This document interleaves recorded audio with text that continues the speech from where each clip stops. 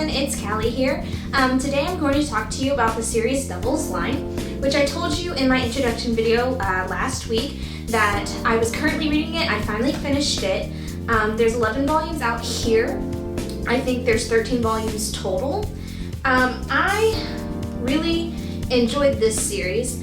I found it on Hulu, I watched it, and then I usually do that. I usually watch series and then I'm like, I want to know more, I want to elaborate, and so then I go and I read it. So I've read all 11 that are out right now. There will be 13 in total.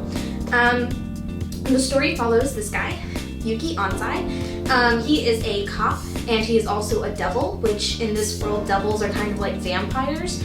They're people who have bloodlust, and with the bloodlust comes physical lust. It's kind of an interesting take on the vampires, or devils. I think it's a really neat approach. They actually kind of look scary, so they're not like some hot, seductive, like, oh, I don't know if I can be near you. No, they're like crazy, and there's a lot of them not being able to control what's going on. That's like a big deal. It's not like, oh, it's really hard to control, but I love you and I will, but it's hard. No, like they can't, they will kill you. So that was kind of a neat take. So it follows Yuki Anzai, and he is a cop, and he falls in love with this girl, Tsukasa Tera, and she is a college student and is friends with the devil, but she doesn't know it. Devils aren't really known to the public. So Yuki Anzai ends up swooping in to save her, saying, you know, like, I bet you've been wanting to suck her blood, you've been the murderer. Because a lot of times with this bloodlust comes killing and sexual assault, which is kind of something you have to look past because the actual structure of the story is very good.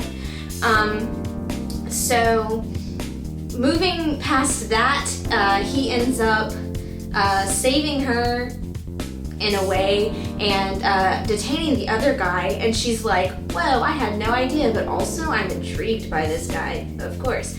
So she ends up having a little bit of blood on her. I don't remember exactly what happens, but she gets scraped or something. I think she gets knocked to the ground by Anzai on accident. And so he ends up like kissing her very weirdly and wildly because of this blood thing. And then he's like, oh shit, and he out of there. So,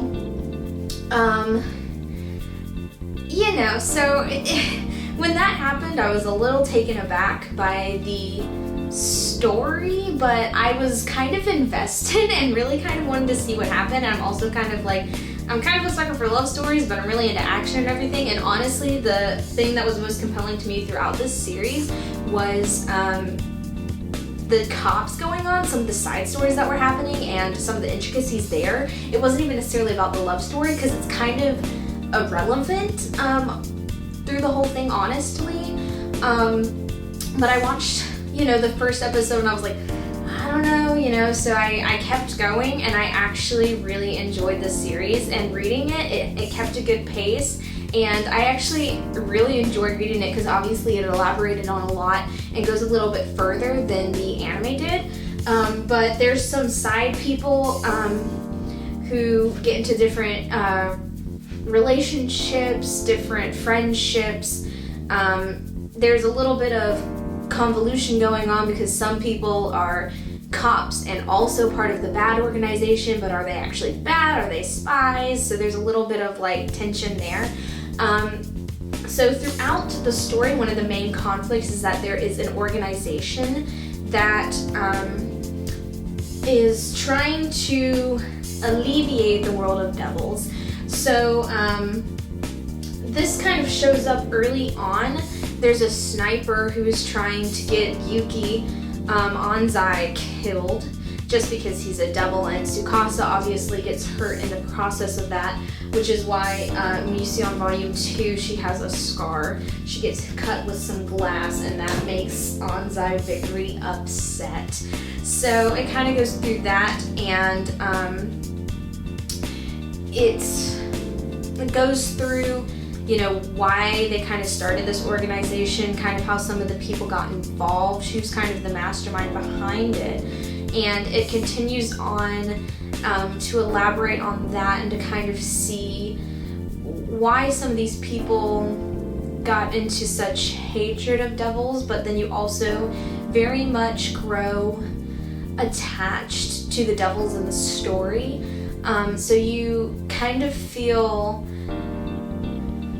you know, like you're kind of conflicted, like you don't know whether you would actually be on the human side or the devil side, or, you know, try to live peacefully. We get a lot of background on different people and their stories. So throughout this, you know, Yuki Onzai is trying to control this bloodlust thing. He comes into contact with another vampire who has like flowing white hair and has actually learned how to control the turning because he drinks blood little by little every day. So that's kind of interesting. You know, so I think, let's see, I think he's on this 3rd volume. Yeah, so he meets this guy who's actually learned how to control his bloodlust a little bit because he was experimented on at the place that they came from. So his name is Hans Lee. That's not his real name, or his real name, he goes by something else. He kind of changes it up a few times, so he's very mysterious, but he's very much a go-getter and a good guy. So I think, let's see. Oh, okay, never mind. There's currently 12 out, not 11 out of 13. That's totally my fault. The 12th volume was released a few weeks ago.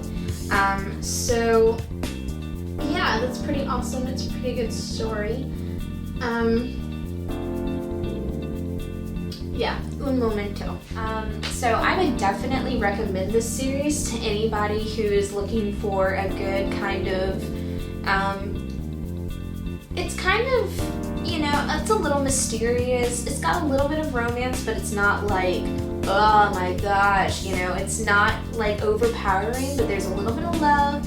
There's definitely a lot of drama going on with the police. It's very convoluted, so if you're kind of into that whole like action-y, drama-y kind of feel, you're really going to enjoy this series. So I would definitely recommend giving it a try. I would definitely recommend watching it also. I enjoyed the anime, and I don't know that you would necessarily have to watch and read both to understand what's going on, but I do definitely recommend both.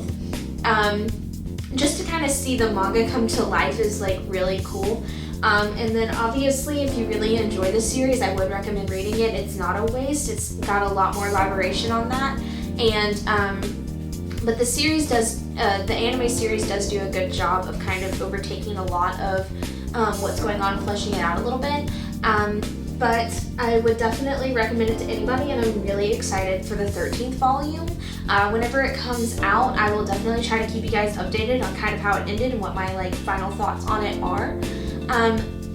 You know, I think it's a good series. It's definitely not for young people, but I definitely don't think that it's too graphic. It doesn't come shrink wrapped, so that's kind of how you know. But this one is definitely a very good series, and I would recommend it.